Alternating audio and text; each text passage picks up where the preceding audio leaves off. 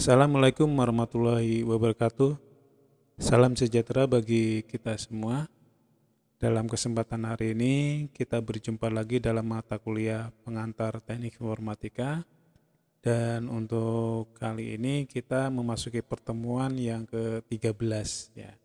Dan di sini kita akan membahas tentang e-commerce ya. Dan sebelumnya sudah saya singgung, salah satu contoh dari e-commerce itu adalah toko online ya.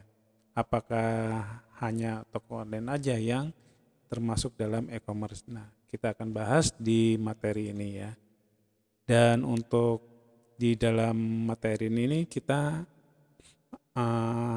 untuk pengenalan e-commerce ya, yang di dalamnya kita akan mengetahui definisi atau pengertian dari e-commerce ya. Terus yang kedua tentang konsep e-commerce-nya. Terus yang ketiga perkembangan e-commerce. Terus yang keempat adalah ruang lingkup e-commerce. Oke, sekarang kita masuk ke definisi ya, atau pengertiannya ya. E-commerce ya. Jadi di sini di depannya itu ada huruf E ya. E itu ternyata adalah elektronik ya. Elektronik. Ada lain mungkin pernah dengar e-learning ya. Nah, kalau di UNW kan namanya Sipolin ya. Terus untuk alamatnya e-learning. Nah, E itu berarti elektronik ya. Jadi elektronik belajar, kalau ini berarti elektronik komersial ya. Nah, di sini ada dua kata ya, elektronik commerce ya. Jadi secara umum merupakan kegiatan bisnis ya.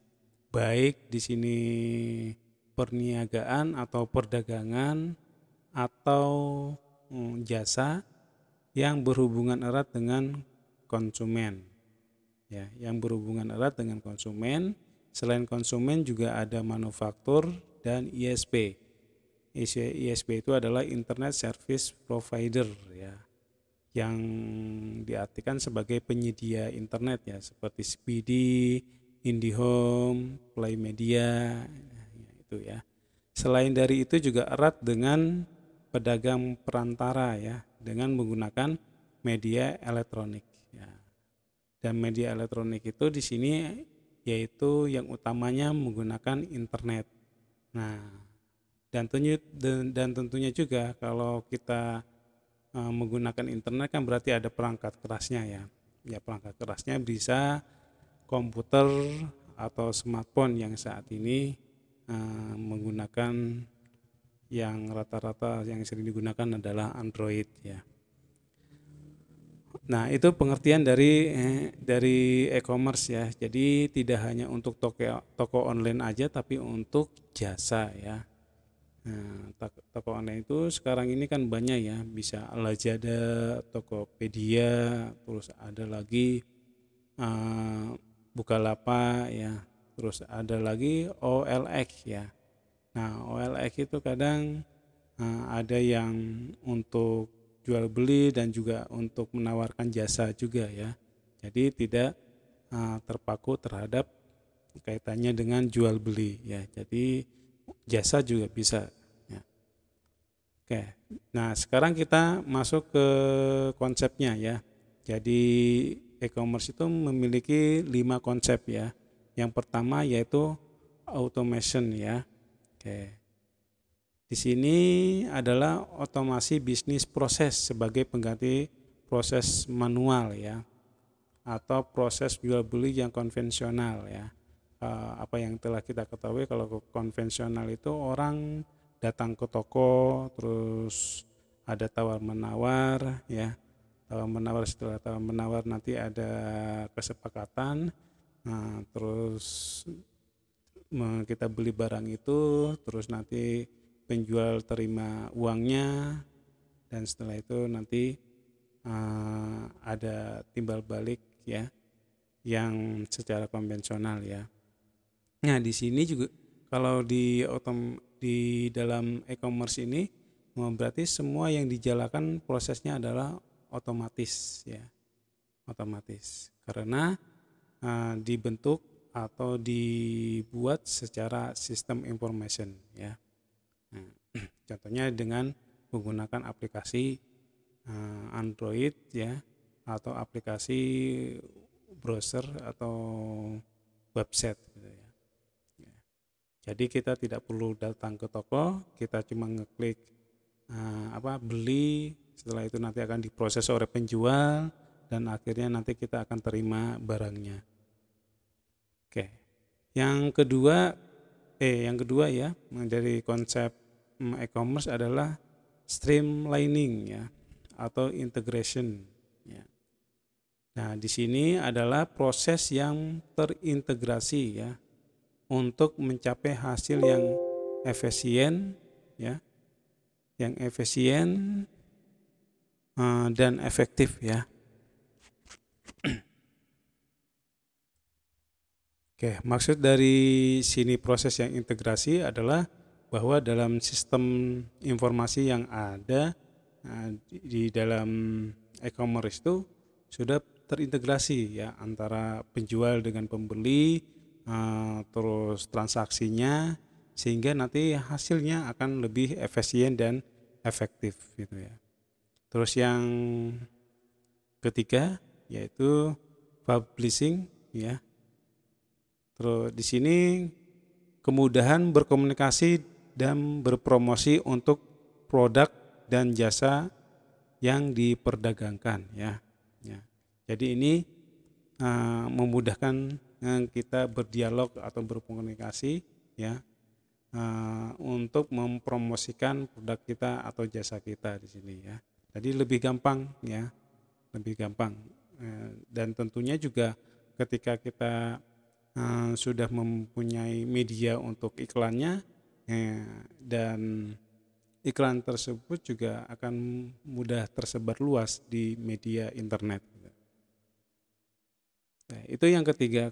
Yang keempat, interaction ya, yaitu pertukaran informasi atau data antar pelaku bisnis dengan meminimalisasikan human error ya. Nah, ini.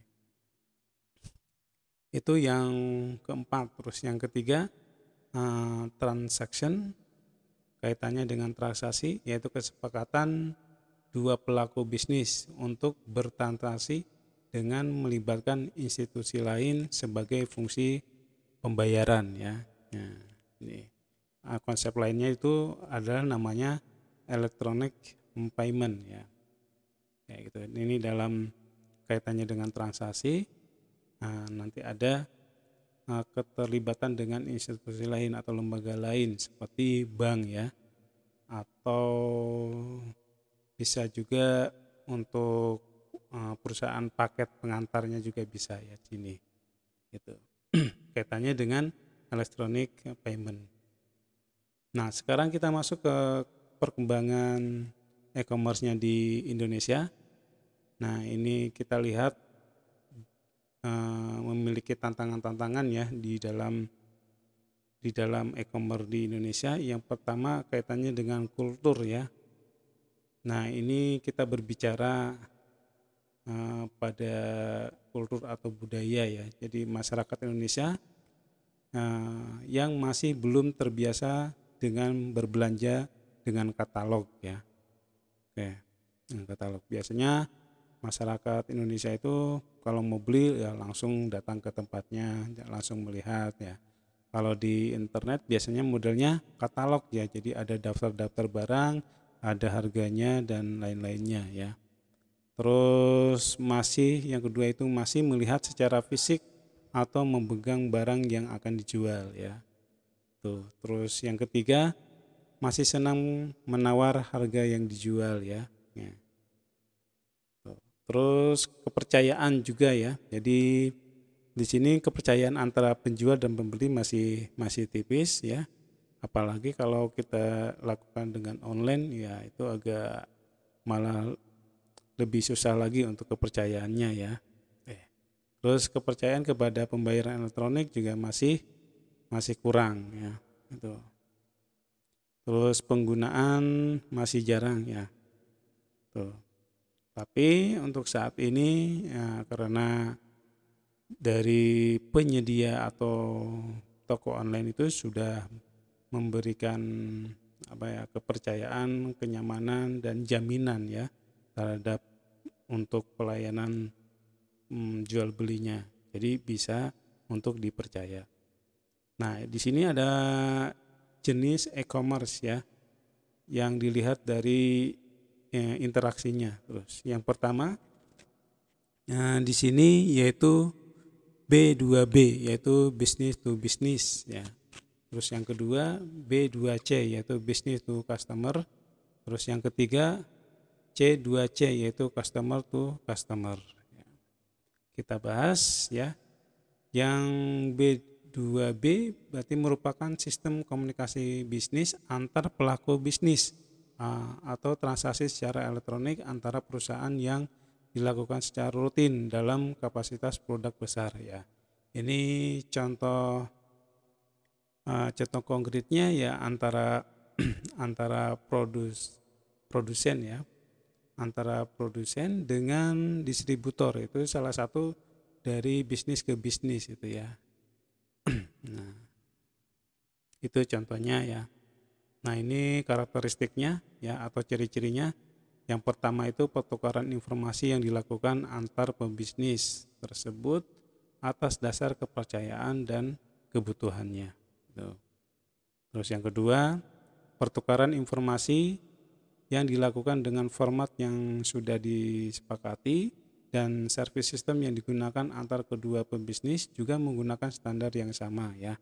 Nah, ini sudah pasti ketika melakukan antara produsen ya dengan distributor, itu biasanya ada kesepakatan bersama ya, dan tentunya juga nanti di dalam rutinitas transaksinya juga akan diatur juga di sini ya. Ya, terus salah satu pelaku bisnis tidak hanya menunggu rekan bisnisnya untuk mengirim datanya ya. Jadi tidak perlu di sini. Terus yang keempat, sarana yang digunakan yaitu EDI, yaitu Electronic Data Interchange ya. Jadi model yang umum digunakan untuk peer to peer ya. Jadi istilahnya itu bos ketemu bos ya gitu. Itu karakteristiknya kaitannya dengan yang B2B ya atau business to business. Terus yang kedua yaitu B2C, yaitu merupakan sistem komunikasi bisnis antar pelaku bisnis dengan customer ya, dengan customer atau user ya untuk memenuhi kebutuhan tertentu pada saat tertentu ya. Nah, ini yang sering terjadi berarti ya, yaitu informasi disebarkan secara umum ya. Nah, ini karakteristiknya atau ciri-cirinya. Jadi informasi tentang jual belinya atau jasanya disebarkan secara umum dan tentunya juga dapat dilihat oleh banyak orang ya. Terus yang kedua, pelayanan yang diberikan juga bersifat umum ya, sehingga banyak digunakan banyak orang juga untuk layanannya ya. Terus masih dalam kaitan dengan layanan ya, diberikan berdasarkan permintaan. Ya, permintaan, terus konsumen melakukan permintaan, berarti yang berdasarkan permintaan dari konsumen atau user, maka pelaku usaha harus cepat dan siap merespon permintaan konsumen tersebut gitu. Nah, oke, itu ya. Nah, kalau di toko online itu biasanya hal seperti ini sudah biasa terjadi ya, karena sudah dibentuk oleh sistem informasi ya. Terus yang keempat, pendekatan yang dilakukan adalah client saver ya. Client saver. Nah, client saver itu adalah istilah jaringan ya. Kalau di sini klien berarti istilahnya apa ya, anggota ke server ya, anggota ke guru ya gitu ya, istilahnya gitu ya. Jadi kalau customer itu, konsumen itu berada pada sisi klien ya, di anggotanya ya. Nah, terus dengan menggunakan web browser untuk mengaksesnya dan pelaku usaha pada sisi server. Nah, dan di server ini kalau guru ini berarti punya database-nya ya. Punya database-nya, punya sistemnya ya. Terus nanti anggota cuma bisa untuk melakukan transaksi dengan menggunakan web browser. Terus yang ketiga yaitu C2C yaitu customer to customer ya. Jadi sistem komunikasi dan transaksi bisnis antar konsumen ya, antar konsumen. Nah, ini juga sudah ada untuk saat ini ya, seperti Tokopedia ya. Tokopedia merupakan customer to customer ya. Jadi kita ketika sudah punya akun di dalam Tokopedia, kita juga bisa sebagai toko ya, sebagai toko. Jadi bisa menjual juga ya, menjual kepada anggota yang lain ya, atau ke akun yang lain gitu. Oke, berbeda dengan dengan menggunakan Lazada ya. Nah, kalau Lazada itu dia hanya sekedar untuk maaf ya, Lazada itu berarti untuk tokonya ya, untuk toko utamanya ya. Sehingga nanti proses pembayarannya juga harus melalui Lazada ya. Berbeda dengan Tokopedia. Kalau Tokopedia itu dia pembayarannya langsung dari orang, dari akun satu ke akun yang lainnya gitu.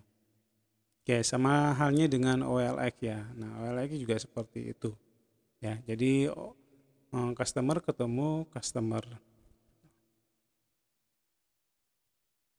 Nah, ini untuk karakteristiknya ya. Jadi sudah saya katakan tadi, dan di dalamnya juga nanti akan kaitannya lingkupnya itu konsumen ketemu konsumen, dan di sini juga sifat transaksinya hanya antar konsumen saja. Nah, ini contoh lain dalam lelang barang ya. Dan di sini karakteristik yang lainnya adalah internet dijadikan sebagai sarana tukar menukar informasi ya tentang produk, harga, kualitas dan pelayanan ya. Seperti OLX juga seperti itu, cuma sebagai untuk sarananya aja.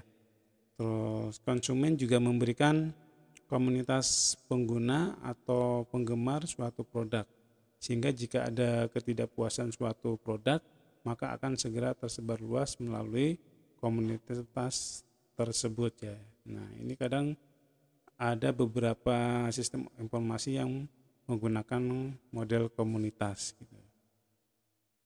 Oke, saya kira itu dulu kaitannya dengan e-commerce ya.